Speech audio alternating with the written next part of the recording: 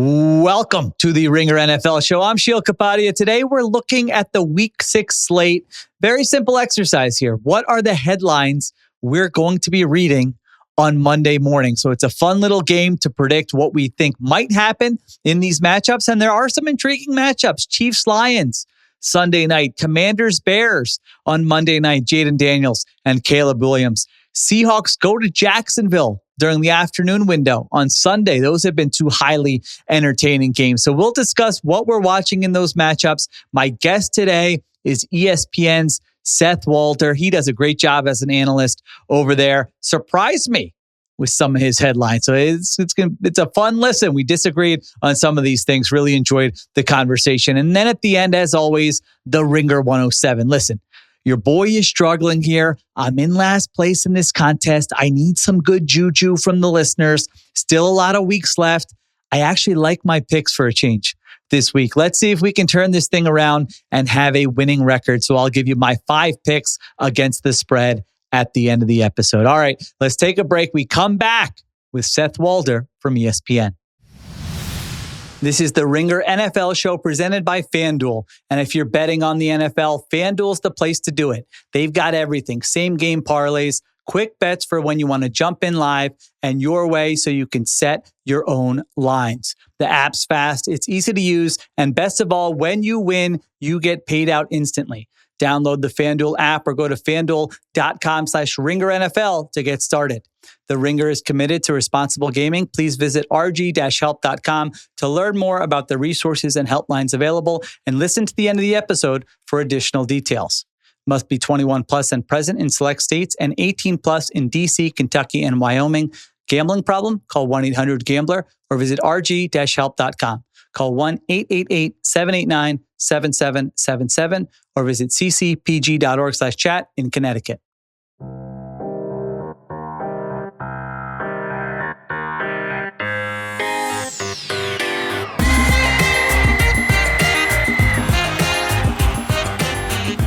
All right, back with Seth Walder from ESPN. We are talking headlines we're going to see next week after this week's game. Seth, I'll start us off here. Okay, first headline. Let's see where you're at with this one. I think we're going to, I don't know if it'll be on a talk show on ESPN, perhaps a headline somewhere. First headline, Sam Darnold enters MVP conversation is my first one. I can't believe we're here either. I saw Seth's face here. I can't believe I'm saying it either, but I can't fight it anymore. He is first in just about every nerd stat you can think of. I mean, EPA per play, adjusted EPA, success, whatever you want to talk about, he is there. And I think the eye test matches it. Like, he is playing at a very high level. It's not all schemed up stuff where you're like, anyone could operate this offense. I feel like he's making high degree of difficulty throws. He's got the lowest turnover-worthy play percentage in the NFL. That's the one I'm looking at, Seth, because I'm like, is that going to last the whole season? I don't know. But so far, he's playing that well. And the Seahawks go to Jacksonville, a Jaguars team that can create turnovers for sure. I'm not sure about their secondary. I'm not sure they have the most sound pass defense. And so I think Darnold, with a good performance in Jacksonville, they improved to 4-2. Somewhere on the internet, on TV, video, social, somewhere someone's going to make the case that Sam Darnold belongs in the MVP conversation. What do you think? Not only do I agree with you, and that surprises me, but what surprises me even more is that I'll be like, I'm more on board than I've ever been, because I'm a certified Sam Darnold hater. Me too. We're on the same page. Yeah. And I really thought once he left Kevin O'Connell, and he wasn't even that great last year, I really thought when he left Kevin O'Connell that we were going to see just straight back to the Darnold of old. And it's like you said, the numbers are outrageous for him. Advanced numbers are just like yards per dropback leads the league. Everything. His off-target rate is the lowest in the league. And the only thing I think that holds him back, if you were having that MVP conversation, is how much the Seattle has not leaned into the pass. Like, their pass rate over expectation is really low. And to me, that's the thing, that one thing they have to change going forward. They have such a wide gap between how efficient they are passing and how efficient they are running. I mean, play to your strengths and let Sam rip. Yeah. I've joked before. It's like you could just, Mike McDonald is just doing everything. He certainly went into this season like, I am not going to let Sam Darnold lose games for me. Just with the in-game decision making, to your point, the run-pass ratio on early downs. They're running the football a lot, even though they're not great at running the football. Last week was at least a little different. They passed the football more. And I don't know, is that a game plan thing? Because Tampa has such a good run defense. Is that a change? Did they have a conversation internally? Hey, this is like, he's really playing well right now. We can trust him a little bit more. I think that'll be interesting to watch here in this game, because I do think Jacksonville's probably better against the run than they are against the pass. You have some injuries with the Seahawks defensively, so we'll see what that unit looks like on Sunday, whether they're going to have a great defensive game or it's like, nope, you're going to have to pass the football again and score some points here. So I'm interested to see what they do there. But yeah, I think I'm with you. We're in the exact same boat. We probably had very similar takes in the off season, in the summer. Listen, it was one season that wasn't even quite as good as all of you thought it was going to be. Settle down, different environment. He doesn't have O'Connell. He doesn't have Justin Jefferson. And here I am after 5 weeks. And yeah, I don't want to just stick to my priors. I want to believe what my eyes are seeing. I want to look at the numbers, and I believe what I'm seeing so far here with Sam Darnold. So we'll see if he can continue it in Jacksonville on Sunday. All right, your turn, Seth. What do you got? What's your first headline that we're going to be looking at next week? All right, this is a Tuesday morning headline because it's a Monday game. Okay. In a Chicago paper. Bears drop 40 on Commanders, signaling the true arrival of the Ben Johnson offense. Whoa, I wasn't expecting this. All right, make the case. What are we looking at here? The more I look at the numbers for Chicago, the more I believe that this is really working more than it appears at first glance. So one thing they did this offseason was revamp the offensive line. That is working. They rank 4th in pass block win rate. A big part of that has been Darnell Wright has been playing a lot better. He is banged up. I don't know at this point if he's going to play, but still the guards that they brought in have been playing well in terms of pass protection.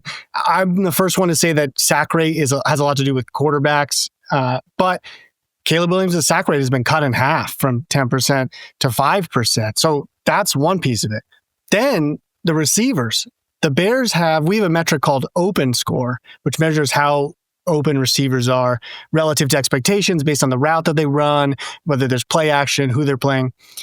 And the Bears are number 1 in open score. Now, I think it's not just a player stat. I think that's a scheme stat as well. But I think that shows that Ben Johnson's offense is working. Another metric that I like to use in that way is just bear with me here. You take NGS's expected completion probability, and you multiply it by air yards per attempt. And what that gives you is your expected completed air yards per attempt. And the Bears are number 1 in that category. So that says this is all working. Now what hasn't been working? Caleb Williams' accuracy, right? Rocking a negative 10% completion percentage of expectation. He's got the highest off-target rate in the league. But I feel like if he could just be the guy he was last year, kind of like middling, like below average accuracy, we're going to see a huge boost for this offense. Are you with me on this one, or what do you think? I am not. I can't get there. I am in. I need to believe it. I need to see it to believe it with the Bears offense. Now, you made a very compelling case there. I like all the points you made there. What's interesting about your argument is it feels like you're arguing the offense is working. The Ben Johnson experiment is working. The quarterback, again, needs to it's a small sample so far. If the quarterback can do some of the things we've seen in the past, there are little things that can be expected that he'll get better at that could make this jump. Is that kind of an accurate assessment of all those things you're saying? Yes. Okay. I'm saying that what Ben Johnson's doing is working. Almost everything around, I do have something on this running game, but almost everything around Williams is working, but Williams has been holding them back. Yeah. That's interesting. Okay. Because he certainly shows flashes. We all watch it. We watch the games, and there are times where you're like, he's playing really well. I know there are people who would argue that no, he's playing like Seth's off base here. Like he's playing well and in a tougher environment. I'm kind of with it. It just looks a little inconsistent at times to me, where it's like, I understand you turn on a possession, even you turn on a half and you're like, I get what everyone's talking about. But I'm kind of with you that there are still some inconsistencies in his game. And the offensive line point you made is an interesting one, because I don't know if you've read the Bears coverage today, but it looks like they might make a change at left tackle, according to sort of the Bears beat reporters, where they had the bye and they kind of looked at it, and Braxton Jones, their left tackle, got pulled in week 4. And they're going with this from The Athletic, that they could go to this guy, Theo Benedette, who played right tackle, I think last week, out of University of British Columbia, a UDFA. So I hear the interior stuff's been working out, but it looks like that left tackle spot, they're saying, no, we can still get better there. So I think that's something else to keep an eye on in this matchup. That's interesting. And the running game, by the way, has been really bad. So yes. that is a problem. Now, I do think that the running backs themselves have been a big part of that problem. DeAndre Swift has been a negative for years at running back. That's something that they're not going to be able to address by Monday, but I do wonder if that's a trade deadline move for them eventually. Yeah, usually you can find somebody. I'm with you. I think that's been pretty consistent. You kind of watch them, and is Swift always going where the play calls for him to go? He likes to kind of hunt the explosive plays a little bit too. So I think that's certainly been an issue. Yeah, their running game has not been good. Overall, their offense is 26th in EPA per drive and 28th in success rate. So they haven't quite made the leap, but listen, they've showed flashes of it for sure. That game against the Cowboys, the offense looked really good. And this is interesting. Seth thinks that maybe this is the week. So how much of this is you don't totally buy the Commanders defense? Do you like this matchup? Just kind of Bears offense versus Commanders defense? No, that is part of it, because I think the Commanders defense, they've actually been better than I thought. They've got more pass rush than I thought. And because I thought that was going to be a really serious weakness. But Marshawn Lattimore is not the same guy that he used to be. Bobby Wagner's letting up 1.5 yards per coverage snap as a linebacker. He's obviously not what he used to be. Even Sanders still has bad numbers now this year. So I think that this is a potential opportunity against that pretty old defense in Washington. This could be a really fun game then, because I think the Commanders have a good chance to go up and down the field against that Bears defense. You know, they've been pretty efficient despite the Jaden Daniels injury. He's back. I thought he played well last week, and they've been able to get through stuff. You know, no Terry McLaurin, no Daniels for a couple games, and you look at just about every metric, and they have a top 10 offense, even with all those injuries. And that Bears defense certainly has not been great. So I'm excited. If the Bears are going to put up 40, and I think the Commanders are going to put up points, we have a very fun Monday night matchup, Jaden Daniels and Caleb Williams. All right, let's take a break. We come back, we'll get to a couple more headlines. The Ringer NFL show is brought to you by FanDuel. NFL Sunday's on the way, and FanDuel's coming in with something extra. That's right now, all customers can get a 50% PBT on any bet. It's your chance to place that perfect parlay or hit your go-to player prop. And now we're making it even better. However you play your game, FanDuel's got your back, because that's what Sundays should feel like. Visit FanDuel.com/NFL to download the app and get in on the action before kickoff. Must be 21 plus and present in select states, or 18 plus and present in DC, Kentucky, or Wyoming. Opt-in required. Bonus issued as non-withdrawable profit boost tokens. Restrictions apply, including any token expiration and max wager amount. See terms at sportsbook.fanduel.com.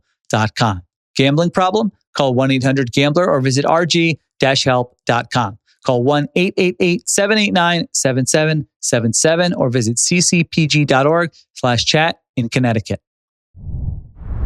All right, we're back on the Ringer NFL show. Seth, my next one here. Headline you're going to read Monday morning.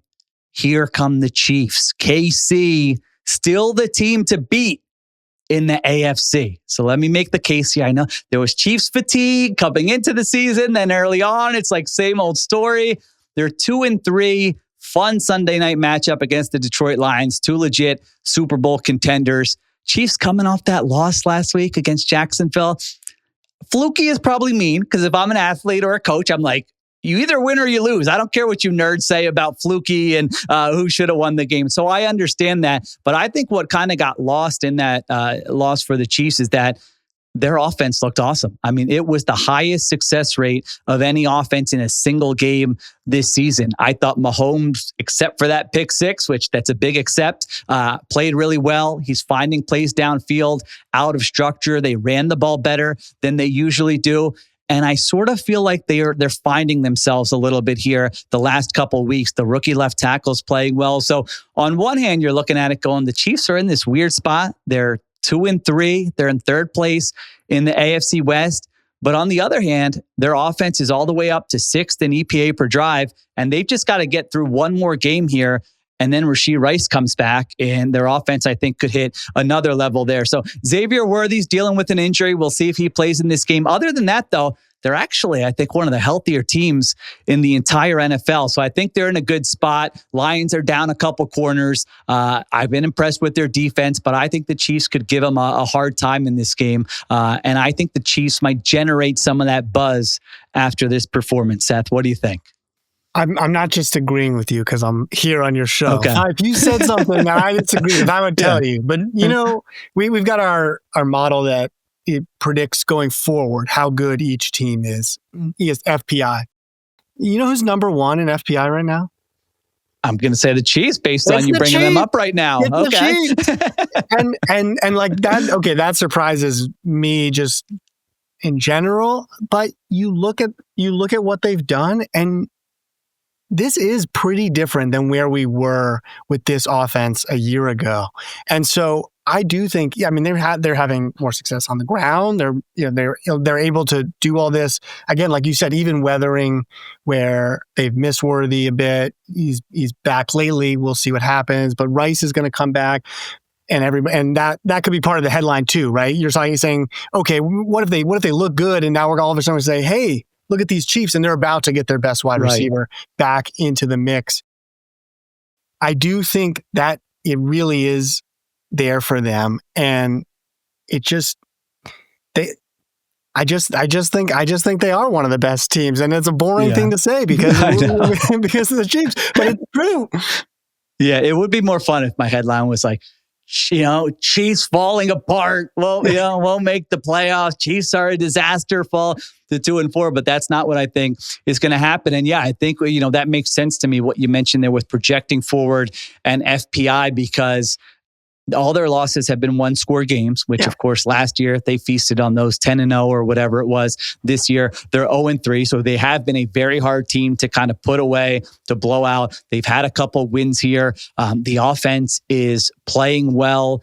The defense has maybe been a little bit more up and down, but I wouldn't say they're like worse than I expected them to be coming into the season. They're probably a little bit better than I expected them to be coming into the season. So yeah, I think they're in a good spot here. Now, it is a tough Lions team. I mean, the one thing that makes me a little nervous is just the game management stuff. When I'm like, I know what Dan Campbell's going to do. Andy Reid is going to be a little bit different, a little more conservative in that game. So that makes me a little bit nervous. But again, I think they can get after that Lions defense a little bit. I'm looking forward to that game. I think we'll learn things about them. Detroit had that game against Baltimore earlier this season where it's like, we're going to learn something about these teams. And the Lions, I'm like, wow, that was a very, very impressive performance in that game. So looking forward to this one.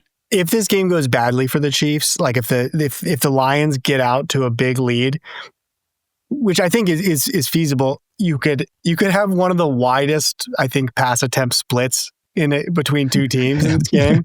Like you could just have the Lions just shut it off, and they just keep running from the second quarter on, and have Jared Goff end with like 14 pass attempts while Mahomes throws 50 as they try to catch up. I mean, these are two of the most extreme teams in terms of run pass, and if you were the Lions and you look at the Chiefs, you might say, yeah, we're gonna run the ball a lot.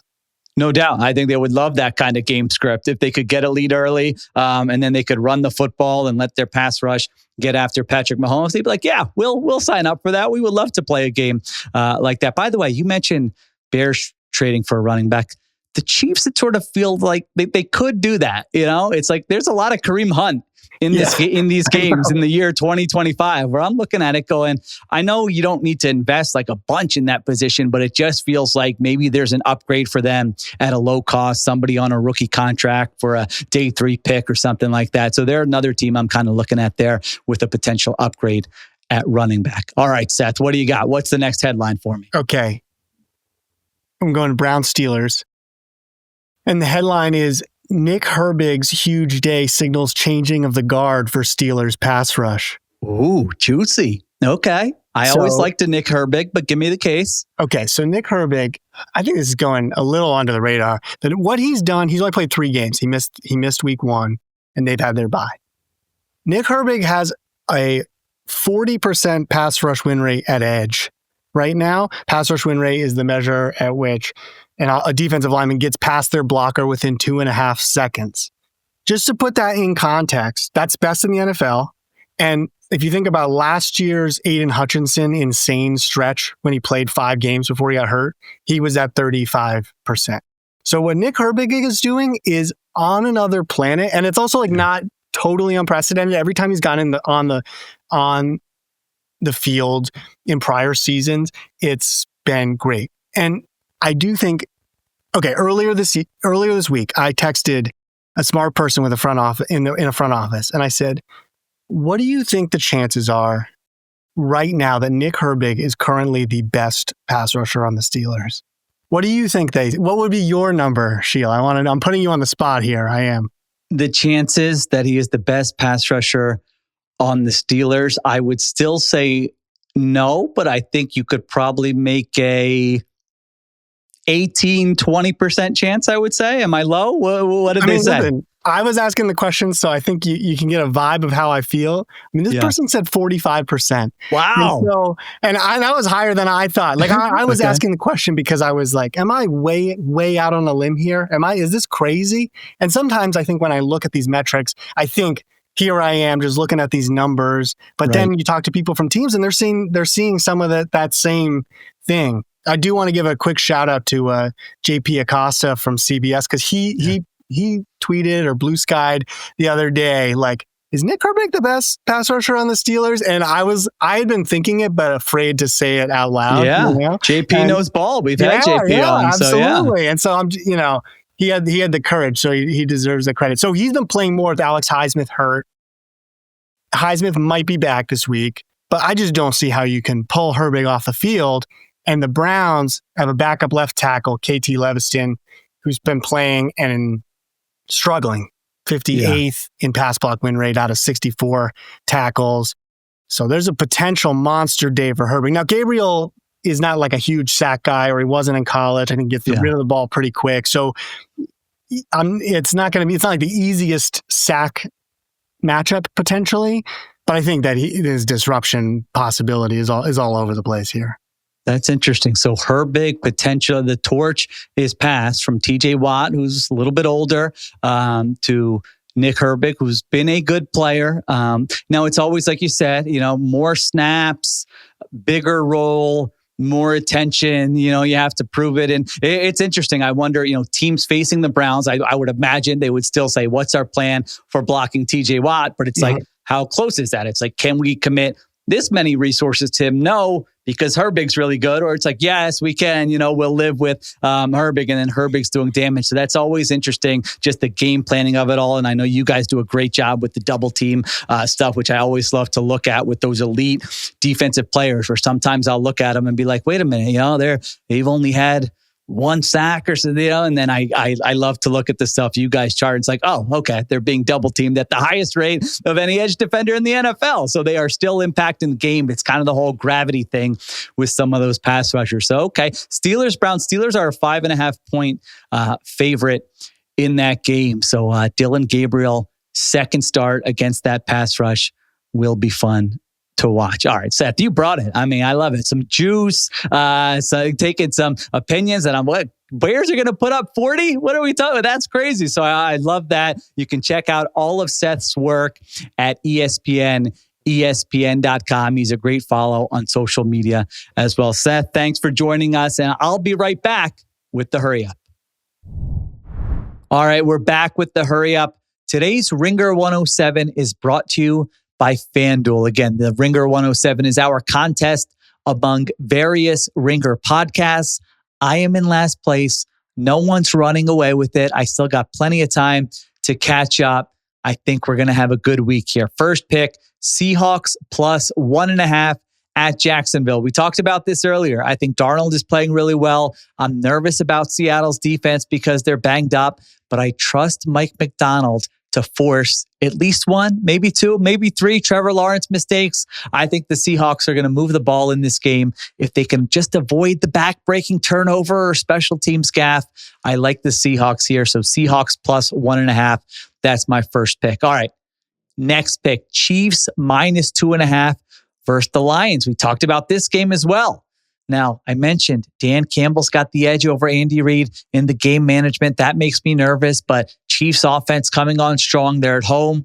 They're 2-3. They need this game. Are they really going to be 2-4? I think the Chiefs get it done at home. Chiefs minus 2.5. Next one, Browns plus 5.5 at Pittsburgh. Another game we talked about. Now, Seth mentioned the Pittsburgh pass rush angle with this. I like the Browns to keep this game competitive. I think they've been running the football better. I think Mike Tomlin's going to be conservative with his game management. I think that Steelers offense, they really try to dink and dunk you down the field. And I think the Browns can be aggressive and take away some of those easy completions. So I think Browns surprisingly keep it close. Browns plus 5.5 as my third pick. Fourth pick, we go to Indianapolis. Colts minus 7.5 against the Cardinals. Kyler Murray, his status is up in the air at the time of this recording. He hasn't practiced yet this week. Cardinals have not been able to run the ball. And honestly, I'm tired of doubting the Colts offense. If they burn me here, that's fine. But, I think they've been moving the football every single game. They've been statistically the best offense in the NFL. I like this line better when it was 6.5, even with Kyler Murray playing. But you know what? If he's not playing, if it's Jacoby Brissett, 7.5. I think the Colts are a better coach team. I like Indy big in that game. All right, last one. Bills minus 4.5 at Atlanta. I originally had the 49ers in this spot. They're playing at Tampa. They're +3. I like that, but Mac Jones is dealing with injuries. Brock Purdy's probably out. So just the uncertainty at quarterback scared me off there on the 49ers. I didn't want to risk it. I thought, give me the Bills. Coming off a loss to the Patriots, they can move the ball. They can score on anyone. Don't love the Bills defense, but are the Falcons really positioned to exploit them here? I don't think so. Maybe I'll be wrong. It'll be closer than we think, but it's not a huge number. Minus 4.5. And you know what's fun? Having the Josh Allen side on any bet, specifically when the Bills are coming off a loss. So Bills minus 4.5.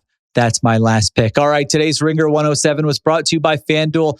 Odds subject to change. Thanks to everyone for listening. Another fun week here. Thanks to Christopher Sutton for producing, Kiera Givens on social. Additional production supervision by Conor Nevins and Arjuna Ramgopowell. I'll be back Monday morning breaking down the biggest Week 6 storylines. Have a great weekend, everyone. Talk to you next time on the Ringer NFL Show.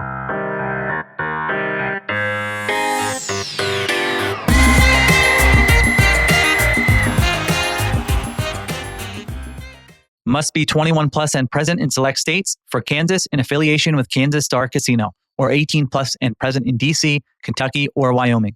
Gambling problem? Call 1-800-GAMBLER or visit rg-help.com.